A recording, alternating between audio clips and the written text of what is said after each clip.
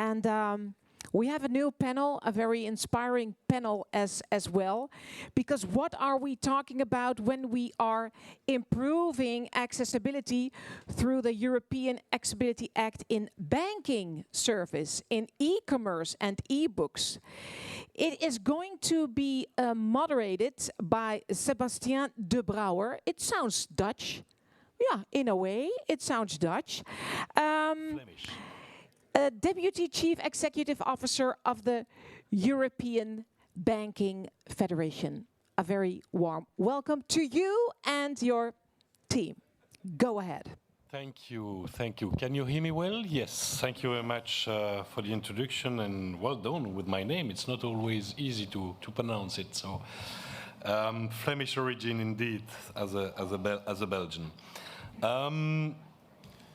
I just wanted perhaps to start, although that was not foreseen, but by quoting also one famous song, which is "I'm Feeling Good" from Nina Simone. And I'm feeling good for many reasons. First of all, because today we had already, great intervention, inspirational intervention, and we are indeed celebrating the entry into force of the Accessibility Act. And I really feel the enthusiasm. I feel some kind of happiness. And I must say that's not every day that when I'm participating, as a representative of the banking sector, that I feel such enthusiasm. So it's great. It's great for us. It's great for me. I know it's a celebration today, this week, and of course that there is still a lot to do, including in the sector I represent. But still, I think it's an important milestone. And I'm feeling particularly good because indeed, as it was already mentioned, actually it's the second event I'm participating in this week on accessibility. We had a big event 2 days ago, actually, organized by the European Banking Federation, also with, of course, AccessibleEU, ONCE, and the European Blind Union. We had more than 400 participants, online and in person, and I must say that it was quite inspirational as well. We had the chance to have the commissioner in charge for financial services, so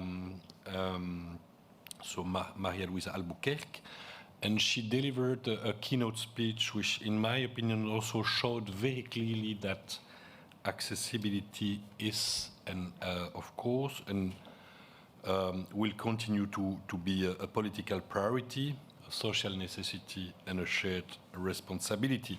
We had also, by the way, the chance to have Imma Grada with us as well on the 1st of July. I think you were, referenced as the mother of the Accessibility Act. Today I heard that you would be the Messi as well, so I don't know where it will end, Imma, but a great job, of course. Thank you very much. No, it's of course not about me today, but mostly about the very competent and qualified expert that I have with me as panelists.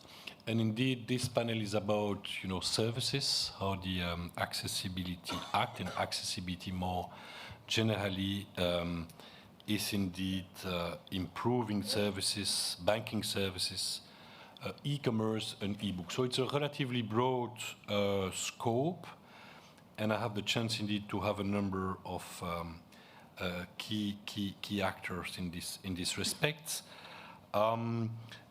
And I will actually, we agreed that we discussed previously that we will subdivide, this panel in 3 main themes a bit.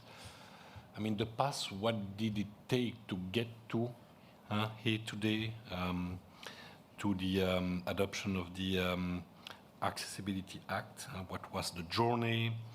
Then now, currently, what are the challenges that need to be overcome now? And of course, looking also third at the future. So we'll start with Shadi Abu Zaha, which is Principal Accessibility Standards and Policy Manager for Amazon Devices Accessibility. Shadi has more than 25 years of experience in accessibility, I would say, for people with disabilities. And I think what is interesting also is that you have been at the forefront of international standards in this period. So maybe I'll start with you, Shadi, and I will introduce all the others progressively. Shadi, what did it take indeed for your industry company? We heard already someone from Amazon today, this morning, but what did it take indeed to adopt the Accessibility Act? What was the journey to get there?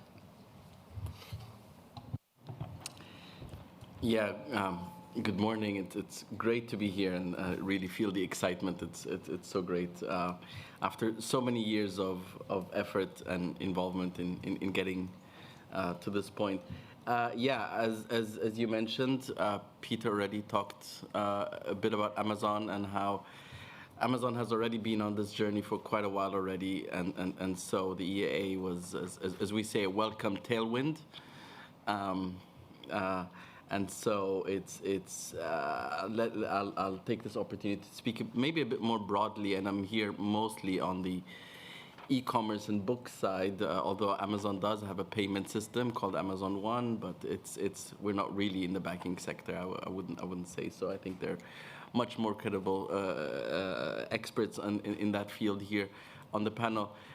So I think generally what I've seen in accessibility over and over again over the years is really just a big lack of awareness, and I think we should not underestimate this. I think just the understanding of even the basics, what accessibility means, and I think the first getting into it is quite difficult.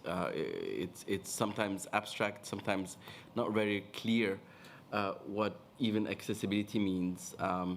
My world is standards. I love standards and committees and subcommittees and responding. Yeah, please don't judge. Somebody has to love this. And I think they're an important step, but they do get unwieldy. They do get very difficult. And you know, reading WCAG myself, I'm like, what did we write here? What did we mean? You know, you sometimes have to figure that out here. You know, so what I'm trying to say, it's a difficult step into accessibility, especially for people who've never dealt with that. And the EAA covers so many industries and areas that are also new and just sticking with e-commerce at last, you know, alone, there's so many e-commerce types of e-commerce and organizations involved in this that might not even be technical organizations themselves, and so I think that's the biggest challenge really is to start with this basic awareness, get the right competency on your teams, and I think that's also not an easy task. There's a lot of there's lack of expertise in accessibility. People actually really understand how to implement and apply it, and I'm talking generally in the industry, how to actually really do that. So I think the EAA accelerated and helped create this competency. Maybe not all the way yet. I'm trying to think what kind of song would match that. A lot come to mind. Yeah, it's a long road, but really the main thing I think is on the people side, getting to understand what accessibility means and how to apply it in practice. Shadi, very, very interesting. You mentioned indeed creating competencies, well, expertise. Actually, it's about educating also people, informing, educating them. I think it's a good transition to our next speaker as well, Jenny Lovell, who is the Director of Publishing Content Development at Macmillan Education. And Jenny, when we prepared this panel, you referred indeed to your work also on technical and content solutions to make really educational. That's exactly what we just mentioned. Material actually accessible. So that's a key issue as well. Maybe you can elaborate a bit, and also all the Accessibility Act has impacted. Yeah, so at Macmillan Education, we're working on materials for people learning English as a foreign language. And we started by looking at our course books and looking at how we needed to make our course books accessible. And what we soon realized was that our course books were the tip of the iceberg. And beneath the surface, we have all the other materials that support the learning that's in the course book. And the course book is one way into all of that material. So to make things accessible, we actually had to look at all of our learning materials and integrating them into almost an accessible ecosystem where we have the course book, which we then have to make accessible, then all of the videos, the audio, the games, all of the digital practice activities, the assessment activities. There's so much that's going on in one ELT product. And so we put together all of the committees that Shadi loves so much. You could have been on one of them with us. So we had working groups and steering groups and guidelines and trainings. And we came up with the idea of making a new exercise player and actually putting all of our materials into a new format where we would be able to show them in a sequence and allow that to be more... Is my microphone not working? Sorry. So to be able to make the sequence of the activities much more accessible to students, rather than just doing a kind of text-to-speech of our course book, making the whole learning experience accessible. And it's been a difficult journey. There's been so much material to try to make accessible in this ecosystem, but you know, we've faced challenges on the way that I think we'll come on to in our next part of the session. But it's actually been a really rewarding journey as well. Jenny, thank you very much as well. And we move now a bit to the banking sector. We had indeed a very interesting, I would say, conference a few days ago. Interesting event. And Christian Schinko, head of disability management at UniCredit Bank Austria. So Christian is one of those people who indeed push the agenda on accessibility in our sector, so very important. Well, you have a long experience as well. You have your own disability management team for more than 7 years. So Christian, what did it take for you? Maybe you can speak about the sector, but certainly more also about UniCredit to get there. Thank you, Sebastian. Let me add some notes for accessibility. For those who cannot see me, I have brown hair, wear a beard, and a suit in dark blue, and a tie. So that's just for the completion of accessibility. When it comes to what means European Accessibility Act for the industry, and you are more than an expert on that, it's a huge transformation and the change in the approach towards our customers. And it's the most important thing to put yourself into the shoes of the customers.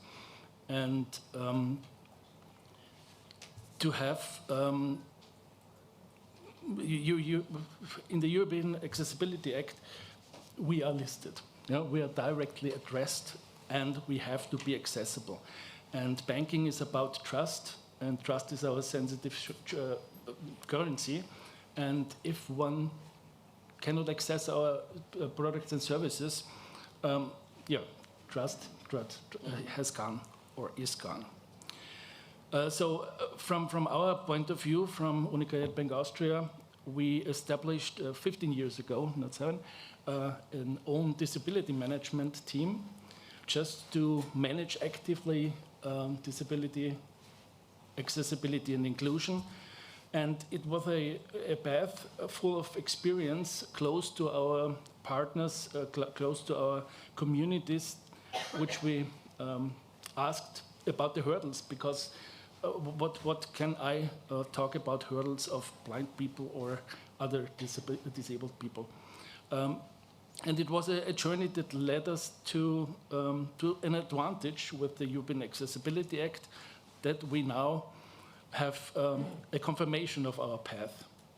And for us, accessibility and inclusion, it's connected, means social responsibility, but, and that's the clear message, is also an economic advantage. Yeah? You can address more customers, and the mission must be to provide services for each and everyone in the simplest and easiest way. And that's our mission, and we are I'm quite happy to be here and talk about our efforts there. Yeah, and when it comes to a song, I'm a very conservative one. I would choose the Danube Waltz, Johann Strauss, because each and every year on New Year's Day, the Wiener Philharmoniker perform it, and it's a sort of a new start. And accessibility has to start over and over and over, and accessibility is here to stay. So that's my choice. Thank you very much, Christian. Indeed, a song closer to your roots as well. And indeed, as I mentioned, I think we need even more people like you in the sector, and because you're a source of a lot of inspiration. I move now to Susanna Loren. I think you didn't mention yet, or nobody mentioned yet, also the importance of the management, the senior management in all those issues. And Susanna has actually a lot of experience also in disability-related issues at senior management level. She's also an expert at the Commission. She's also here today as representative of the International Association of Accessibility Professionals. Susanna, please. So now I'm not really sure what you want me to respond to, but hello everyone, and thanks for having me. The journey, what led us up to here, is that the question, or is it how management? No, it's still the same question, please. Yeah, so I think quite a lot of things had to happen in order for this legislation to come true. And from my perspective, one of the most important ones was kind of moving the whole idea of an accessibility legislation from the social part to making it a part of the inner market. So people tend to forget that this is actually an inner market directive, and the idea is to make it easier for products and services to move freely within the European market. And I think when you realize that accessibility cannot only be about people, even though I think it is, but the logic and the kind of the argumentation, the justification for making companies and governments invest in accessibility to make that happen, the kind of financial, economical market perspective is always important to get things to actually fly. So I didn't think we would be here today when it comes to legislation if that perspective didn't change within the European institutions. That said, of course, the disability organizations and the accessibility community has had a big role as well to play in making sure that this came through. But I think the biggest gratitude we should owe to the European Disability Forum for making this happen. And when it comes to the profession itself, I still think there is a gap between many of the members in the IAAP, which are mostly people who are already experts in accessibility, and we are important. But the most important part, I think, for education and for making sure that we have expertise in the market is really for the generalist ICT companies or the general banks or e-commerce or whatever, people working with ICT related things, whether they are designers, UX designers, content managers, developers, or whatever, that they get to know the basics of accessibility, so that we are not only focusing on the experts who unfortunately often come in afterwards, but really to make sure that that we educate people to have this knowledge from the ground up. So I would say, to make this succeed, we also need to make sure that that we everyone who is today studying to become a web professional in any sense, that they will also get this knowledge about of accessibility within their education. Otherwise, this will still just be a piece of paper, even if it's a good legislation. For it to actually happen, we need a lot more boots on the ground and not just the real experts, so to speak. Thank you, Susan. By the way, I think really all of you actually highlight very much this idea of education. So that's certainly the word I would retain for this first round of questions, the importance of educated people, so that accessibility becomes also a bit more mainstream and that we do not rely only on experts. So thank you for that. Now, that's the past until now. We have indeed achieved an important milestone now by and the entry into force and the implementation of the Accessibility Act. We know it's a journey. I forgot you as well, by the way.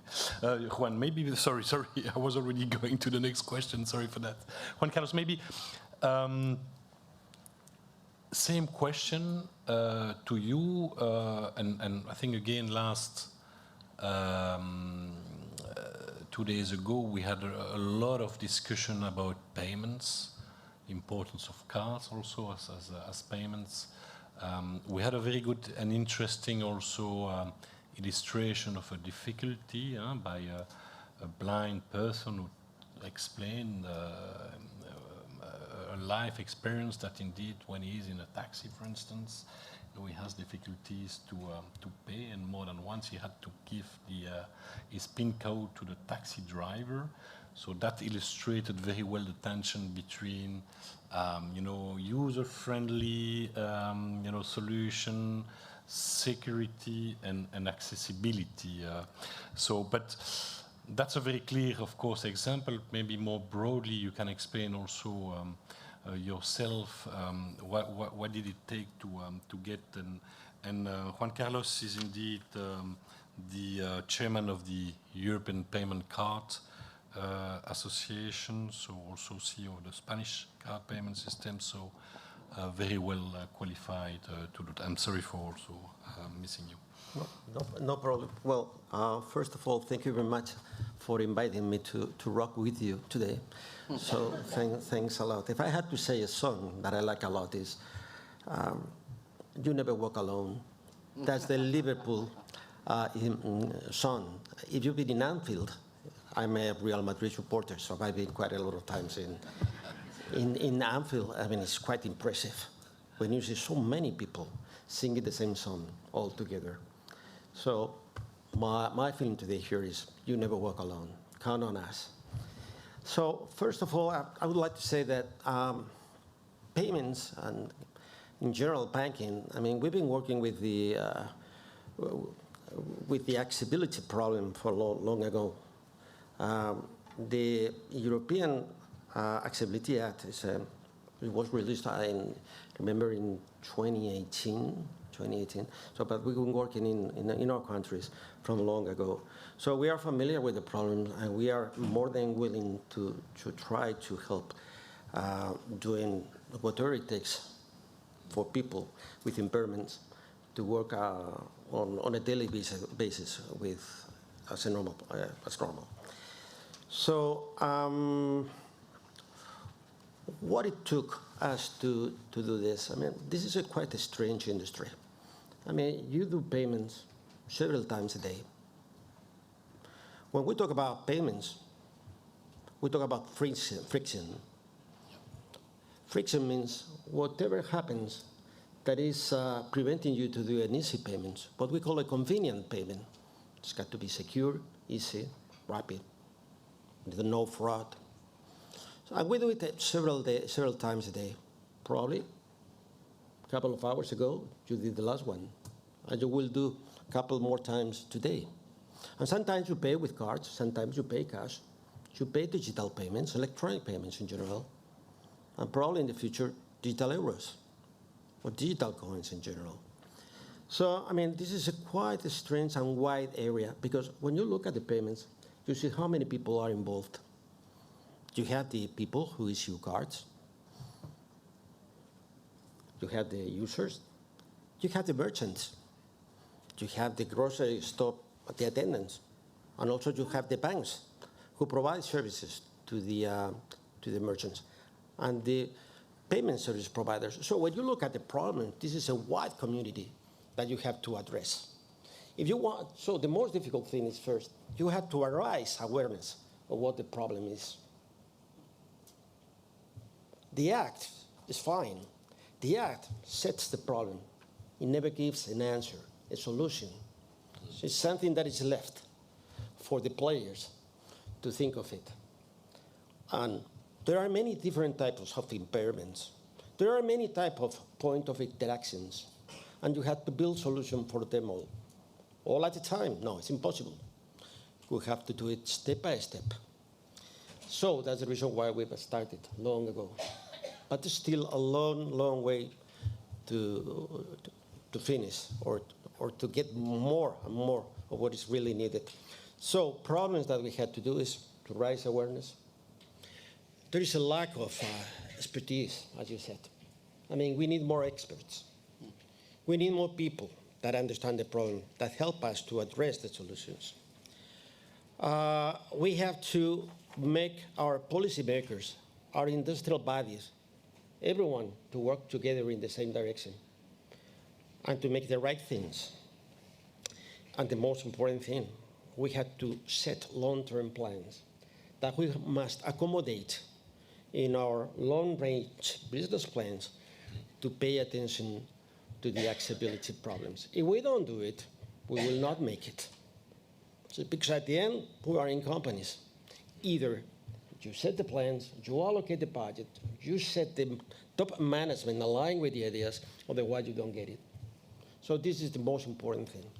And one thing that I want to say here that was very important, at least in my country, we had the opportunity to engage with ONCE and Fundación ONCE. They gave us a lot of support. They gave us a lot of ideas and directions about how to implement what we already have in our country. So thank you very much, Jesus, for your support and the rest of the ONCE team. Thank you.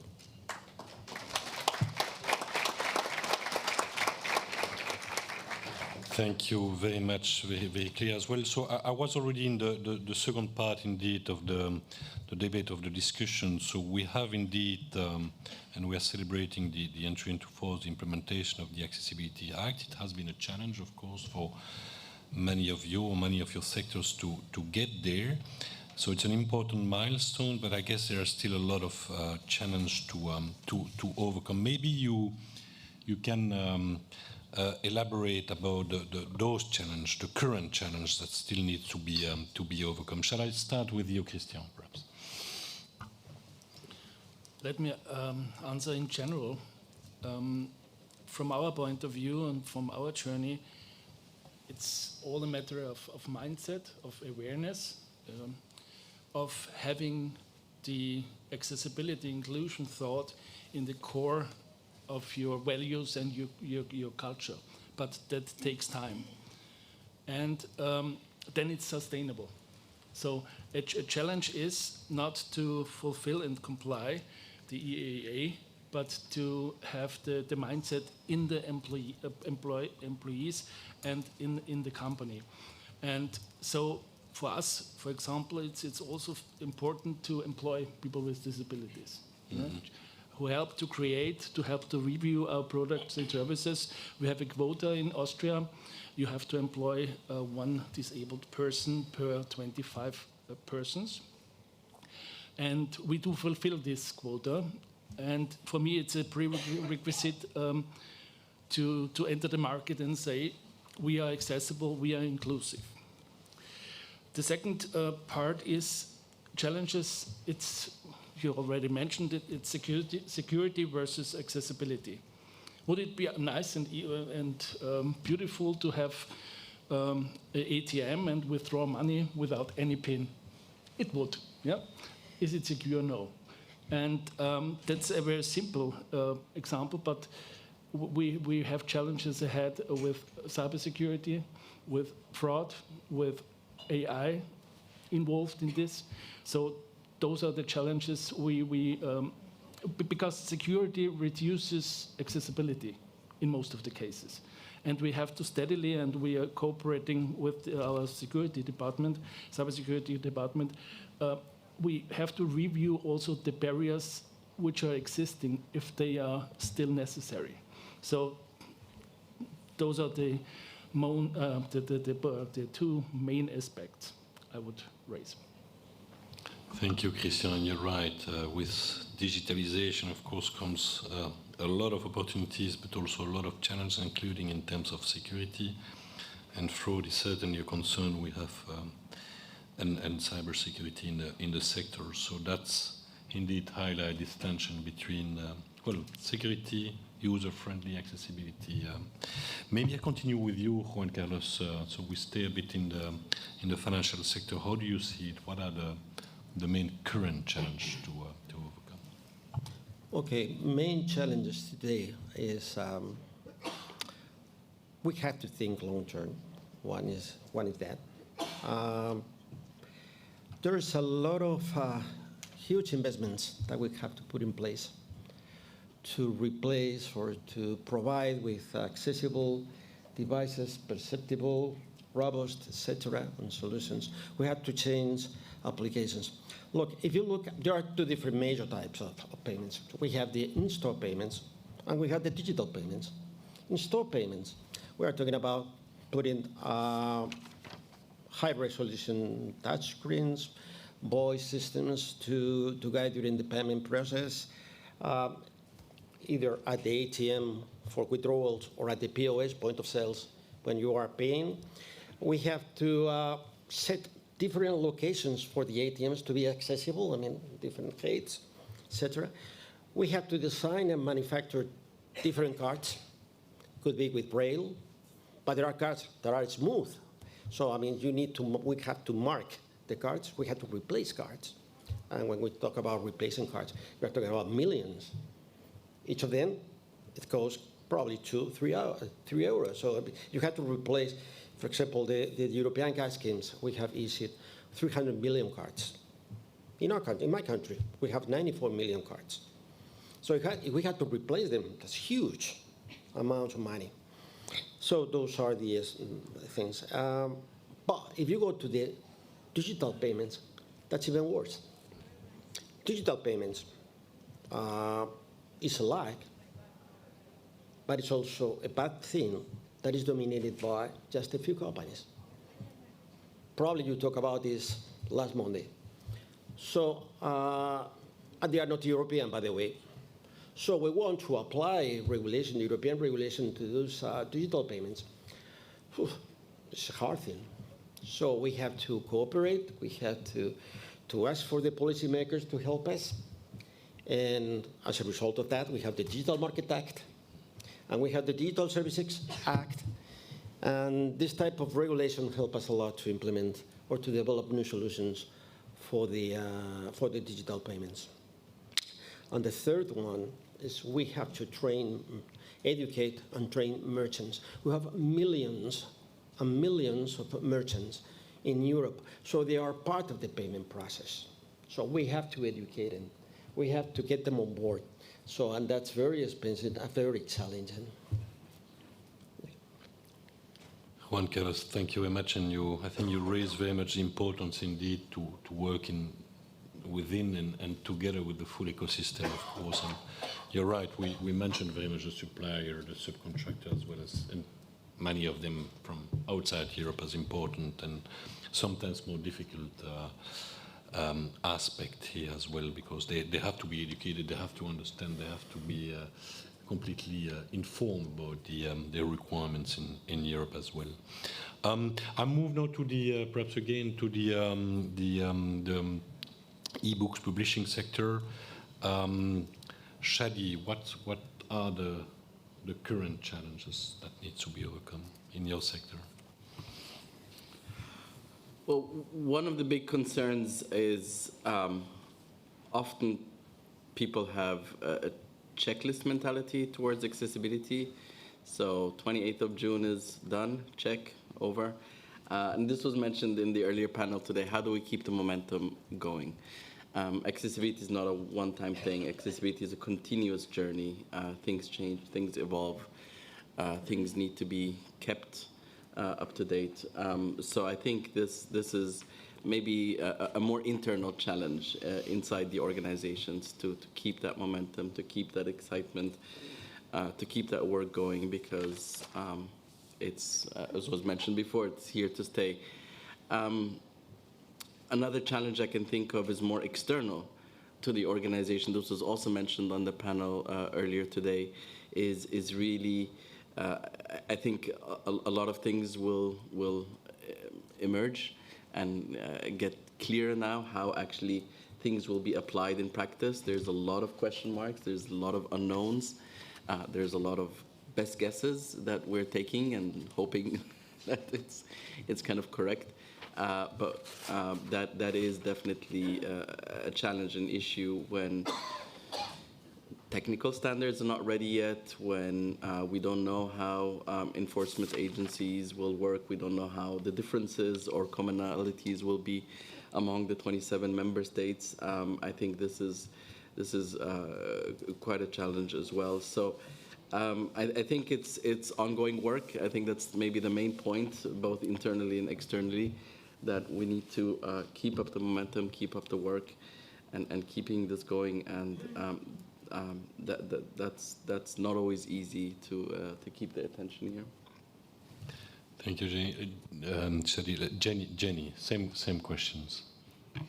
Yeah, so one of the biggest challenges that we've faced is that because we're producing educational materials for people learning English, and our users can range from being 2 years old to 100, and they're international users, so the same products can be used by people with a range of first languages. So when we're trying to convert things that we've already made into the accessible versions in our new exercise player, we're having to make those accessible in English. So we're looking at the audio description, the alt text, how to make that accessible in English. But if we describe absolutely everything that's going on in that video for audio description in English, we're actually going to make it less accessible to somebody who has an A1, A2 level of English. Or sometimes we're describing more than they need, and therefore making that less comprehensible to them. So one of the main challenges we've faced is having to step back from doing everything and looking at what is the real purpose of what we're trying to do. What is the purpose of the alt text? What is the purpose of the audio description? And how can we make that suitable for the users and what they're using that material for? So we've had to really look at the context around that asset to make sure that we're describing the right thing. And that's been a really difficult skill for us to learn in-house, because we're used to being really comprehensive, doing everything absolutely thoroughly. And in this case, that can put a barrier up to somebody who doesn't have the language to be able to understand some of the accessible features we're putting in place. So, I mean, with the alt text, if you imagine you're a 5-year-old child whose level of English is maybe A1, A2, it's a picture of a family at a campsite, and if you describe it's a family at a campsite with a mum, a dad, 2 siblings, a dog, it's sunny, everyone looks happy, that's just so much language for them to hear. If you look at the activity, what is the activity about? It's maybe about holiday destinations. So maybe all you really need to describe is family at a campsite. And you're then making that clearer and making that activity accessible. So we've had to really think about this quite philosophically or on quite a conceptual level, which has been, I mean, for me personally, very enjoyable. But it's also shown that our challenge going forward, as we write things that now the EAA is here, we need to make sure that we're putting accessibility at the heart of that learning journey, that we're not doing it as an afterthought and continuing to do everything as we've always done it, that we really think, what photo are we choosing for this activity and why, and how does it work with our learning objective? To make sure that we're providing the right information in the right form and making videos that don't have a lot of extra stuff going on that they don't need to know about, so that we can make it a much better experience for everyone. Very interesting, Jenny, and very, very concrete also. Thank you for those very clear examples. Susanna, you as well, how do you see the current challenges also as for the accessibility professionals? Yes, so a lot has been mentioned already, but I think awareness and training is kind of at a general scale. For the accessibility profession, I think we see a big gap in knowledge when it comes to kind of the broadness of the Accessibility Act. So most accessibility experts are very used to doing website accessibility. A big part of them are also doing mobile app accessibility. But when it comes to products and packaging and all of that, the number of experts is shrinking even more. So I think many of the experts need to broaden their horizon a bit and make sure that they know more, or at least have a colleague who knows self-service terminals or customer support and those things, because it's just based on the questions that we get, there's kind of 99% around around websites still, and this legislation is not about websites. It's a kind of a much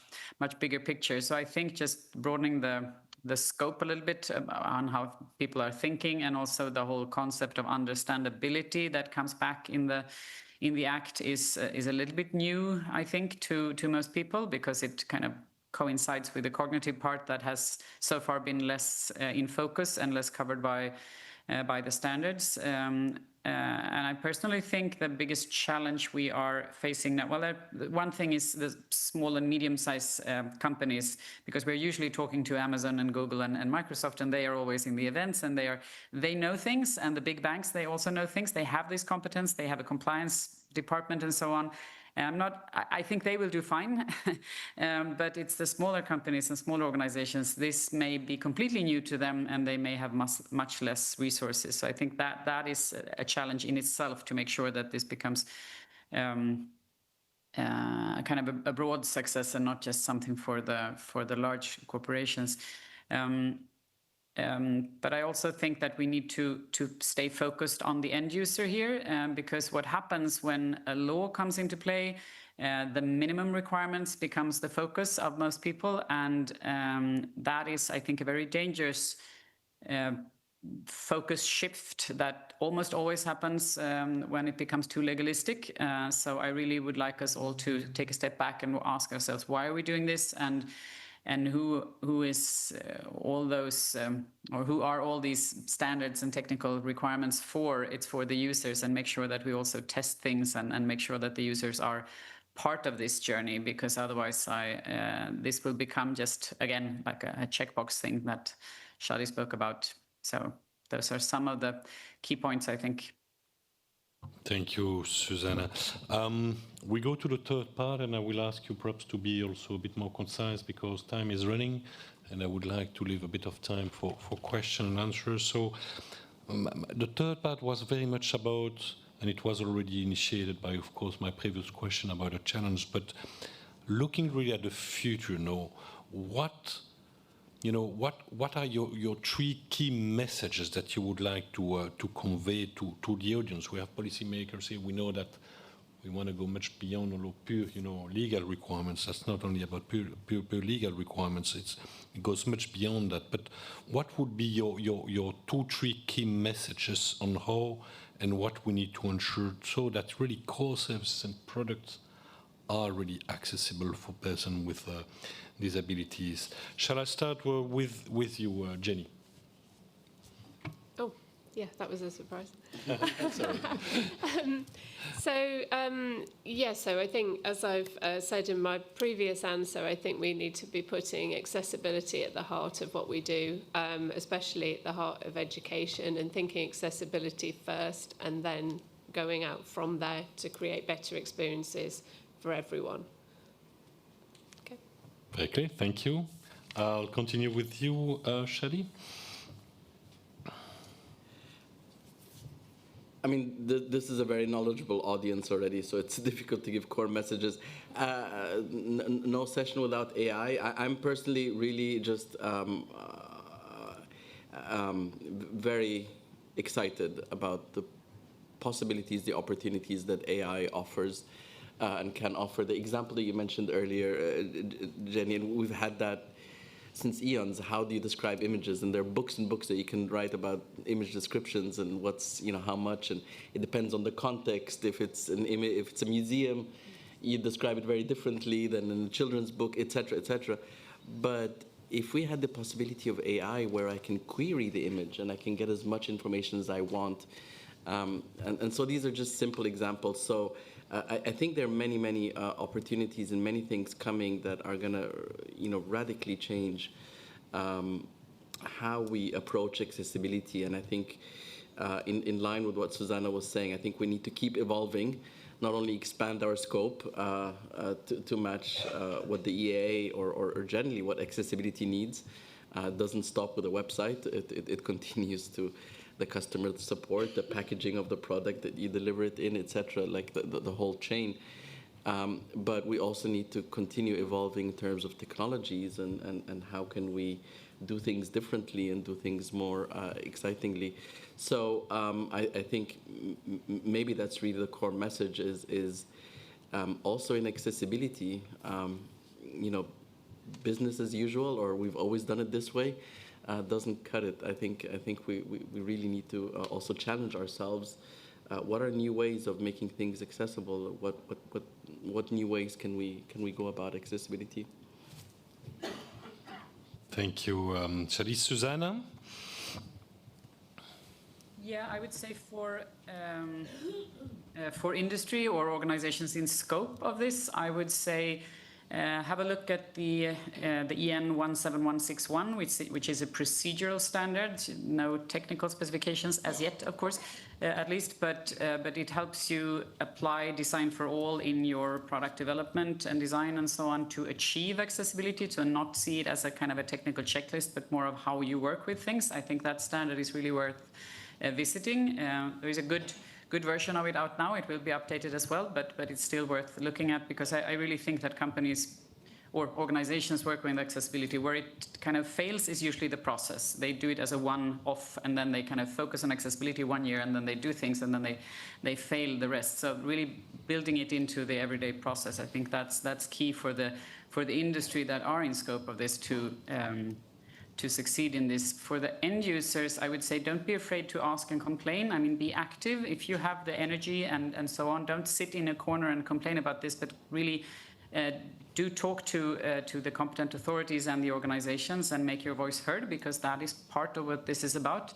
I'm not putting a pressure on end users to kind of fix this or be or doing too much. But if you are irritated or frustrated, then let people know, because I know from a lot of experience that some owners of products or services, they may think that they're accessible, but they're not. So any feedback from users is extremely valuable. So keep doing that if you have the energy. And for the profession, I would say, don't threaten people with this legislation. Use it as a tool or a tailwind or whatever you want to use it as, and make focus and awareness. But please don't threaten people, because that is not the right way to do accessibility. That is, instead use the keywords of this legislation that I think is maximizing the foreseeable use, so that people do accessibility for a positive reason. I'm sure that will make people, that's a much bigger driver than being scared of something.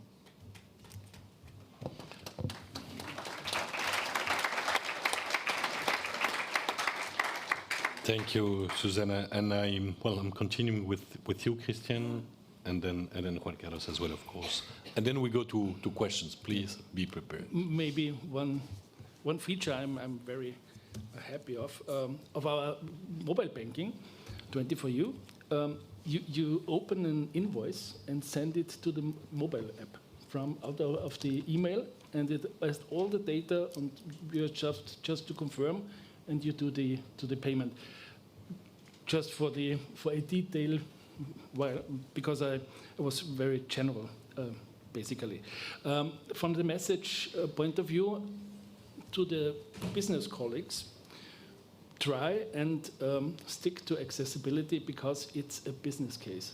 Yeah? I do not want to be rude, but it's also a business case, and that's also a driver. A second point is the feedback loops. Just to have a sustainable product, you have to get the feedback and be open to learn out of the feedback of the customers. And the third one is I listened to the event on the first banking services, and there was one opinion that instead of us, our CEOs should sit here. And I feel my CEO, Ivan Blau of United Bank Austria, is sitting virtually beside me because, and that's the point, it's crucial to have the commitment from the top management. And that's a driver, that's a sustainable driver, and if it's not there, it's not sustainable. And you can forget accessibility in the long run. So ask your management or ensure that your management is on board, and yeah, that's my message. Thank you, Christian. That's a good transition because actually, last but not least, we have a CEO with us. So, yeah. Juan Carlos, please. Thank you. It's quite important, and you have to be very positive that you can make it in the long term.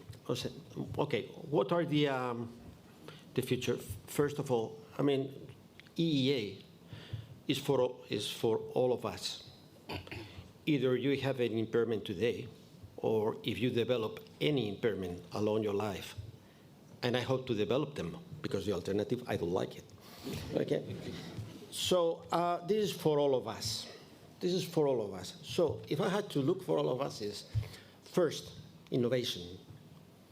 By the use of technology, of course. By the use of artificial intelligence, of course. Let us move. We talk about, and I said before, about frictionless payments. Payments that are easy to do, convenient, secure, with no fraud, with minimum interaction. Well, but I would call that less friction. But we have to move to true frictionless payments. In other words, invisible payments.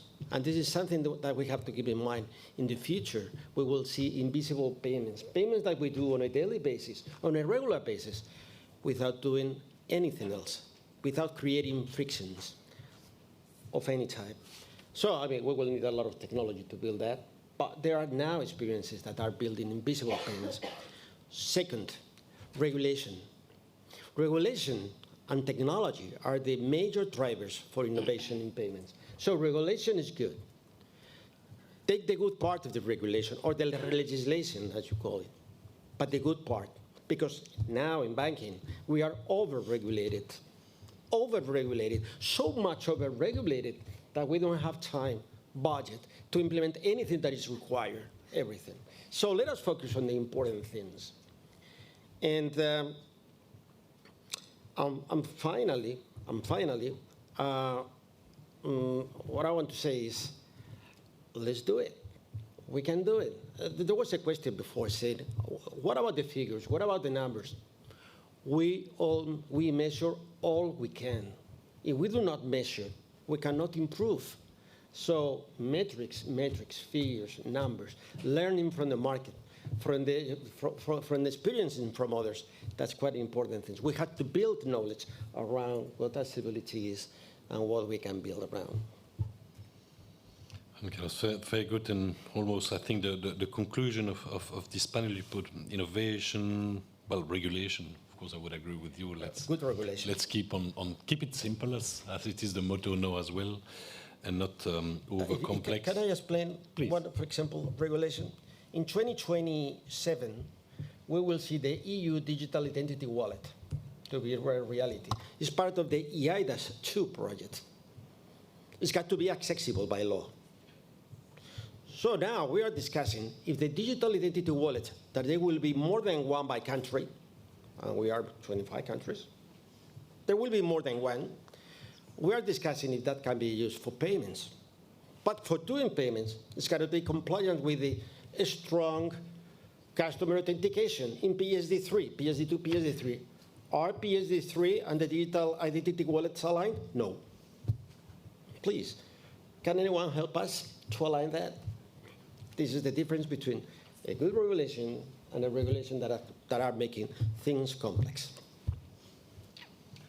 So still a lot of challenge. I would be pleased, of course, to continue discussion there as well, Juan Carlos. That's very important for the sector. But we still have 1-2 minutes max, I would say, for questions before lunch. So please shoot. You have a lot of qualified people in front of you. Yes, there is one. Yes, hello, this is Jakob Rosin from Estonia again. Thanks for a great panel. And I have a question which lightly continues something which popped up on the previous panel as well and is very relevant. How have you approached, or how do you see we could approach the accessibility discovery in e-commerce, in banking, in education and ebooks situation? Because if we don't make this visible, and then people are having a hard time to discovering this. I particularly really liked the example of alt text on images and descriptions for images, which isn't beneficial just for blind people, but it can be useful for sighted people. I know a lot of people are watching movies with audio description to learn languages. So my question is how to approach making accessibility cool, advertising for accessibility, your accessibility features. Does anybody have any good examples for that, or any maybe messages for people to do that? Thank you. Please, Shani. Yeah. I mean, I could just briefly just mention one example of things we're just starting to do at Amazon, which I find really exciting, which is not advertising accessibility in the sense of look how great or whatever, but building diversity into the imagery that we have. So there's an example of I don't know, for example, on Kindle, when you're buying a Kindle book and there are these images of different people using Kindle. Well, one of these people happens to be a person with disability, you know, and it's not without, you know, without making big wow or something, but just making disability more normal. And so this is one of the subtle ways of trying to contribute to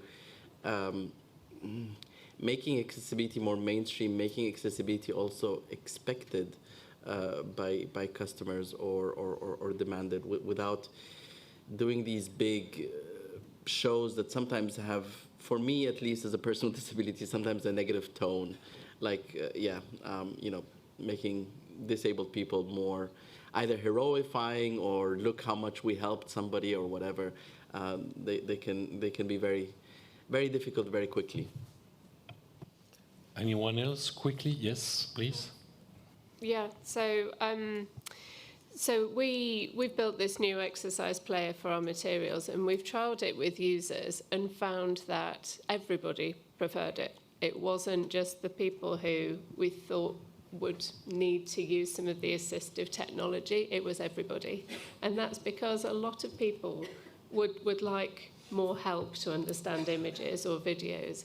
And it's become the strongest feature of our platform. So from being something that we felt we had to do in order to meet the EAA rules, it's become something that we celebrate, that we will make the centre of our marketing campaigns about our products and educational content. And it's something we'll put forward for awards as well, so that we can make sure as many people as possible are using it. Well, I think another idea was to engage with opinion leaders, with organizations such as ONCE and Fundación ONCE to explain what is the way we are taking and what are the progress regarding the accessibility. So, I mean, at least in Spain, I mean, ONCE and Fundación ONCE are very, very well respected. So whatever they say about what they are doing, what we are doing, how we work together, I mean, it's very well accepted by people. Very good, yes, opinion leader. We have time apparently for one more question, quick question. I think there is, yeah. Well, let's go. Maybe, yeah.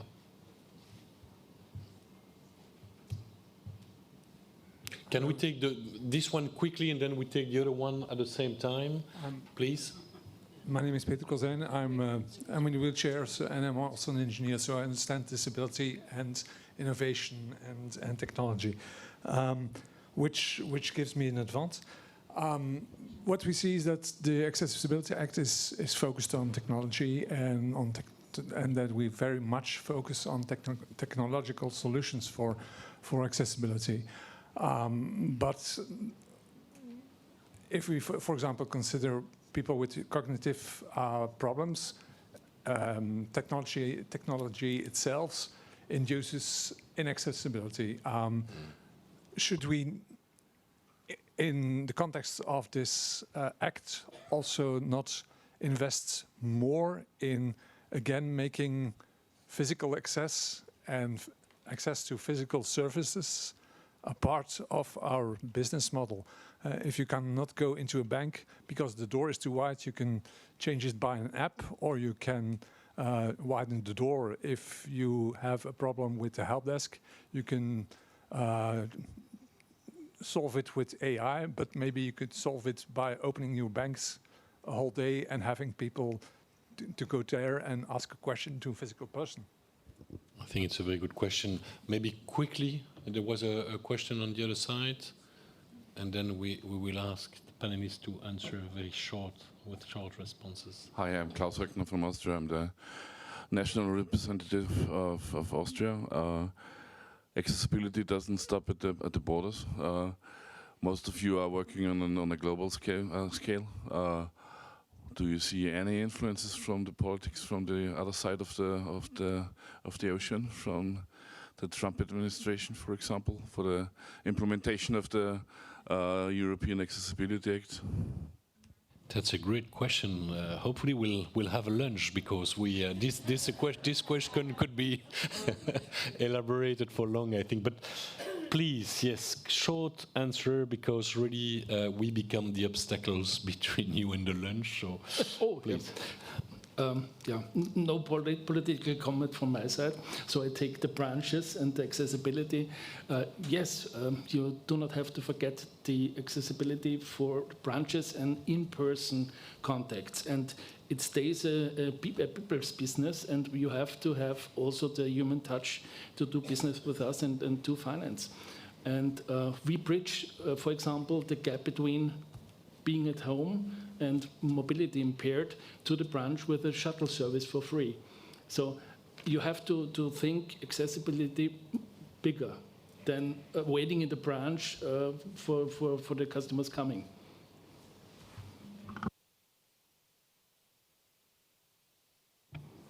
Two quick comments, because I'm really aware of lunch. I'm not going to get into politics, but in the U.S. Senate, a bill has been introduced to update the 20th Century Video Accessibility Act, the CVAA, to CVTA. So we continue to see developments in Canada, in India. Draft standard has just been published on ICT accessibility. So all around the world, I think there's leveling up of accessibility, and hope to continue seeing that continue. And just a quick comment also on cognitive and learning disabilities. In standards committees, it's ironic. Or there's a dilemma. It's the most of WCAG requirements actually, in one way or the other, address people with cognitive and learning disabilities. the majority of time we spend are on the topic of cognitive and learning disabilities, and still it's the area where we need most, to continue most and to create more. It's because it impacts so many people in so many different ways, and it's a less well understood area in many parts of it. So that's maybe also to be discussed at lunch or over a Belgian beer or something. That's always a good idea. So, Please. two different questions. First, the easy one. Well, not an easy one, but it's easier to answer. So, I mean, you are right. I mean, there is no silver bullet for impairments. I want to talk about impairments and not about disabilities. We all develop abilities. So the problems are the impairments. So we have motor impairments, we have sensorial impairments, and we have cognitive impairments. It could be mild or severe. So depending on them, there is no silver bullet that fixes everything. So you have to explore one by one and see what are the better alternatives. There is not a silver bullet. Technology is not the answer for everything. I mean, you have to make things to work together and smoothly. Otherwise, it doesn't work. And regarding the what you said about trans politics, I would answer in a different position.